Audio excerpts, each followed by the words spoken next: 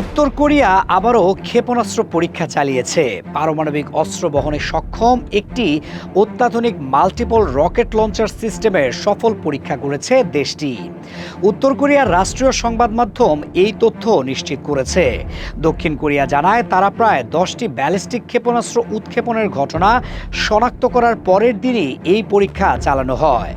বার্তা সংস্থা এএফপি জানিয়েছে, দক্ষিণ কোরিয়া ও যুক্তরাষ্ট্রের সেনাদের বসন্তকালীন যৌথ সামরিক মহড়া শুরু হওয়ার পরপরই উত্তর কোরিয়া এই ক্ষেপণাস্ত্র পরীক্ষা চালায়।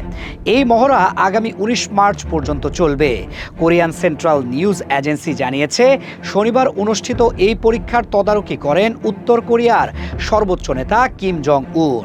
পরীক্ষায় 600 মিলিমিটার ক্যালিবারের 12টি অত্যাধুনিক ultra precision multiple rocket launcher এবং 2টি আর্টিলারি ইউনিট অংশ নেয়।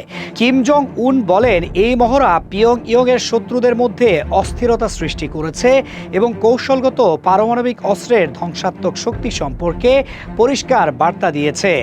এই অস্ত্রগুলো প্রায় 400 কিলোমিটার দূরের লক্ষ্যবস্তুতে নির্ভুলভাবে আঘাত হানতে সক্ষম।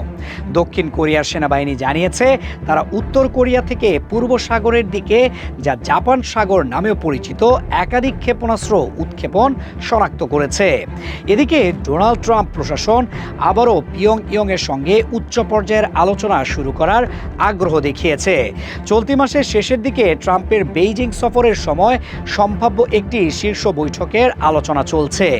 দীর্ঘদিন এসব প্রস্তাব এড়িয়ে চললেও সম্প্রতি কিম জং উন বলেছেন, যদি ওয়াশিংটন উত্তর কোরিয়ার পারমাণবিক অবস্থান মেনে নেয়, তাহলে দুই দেশ একসঙ্গে কাজ করতে পারে।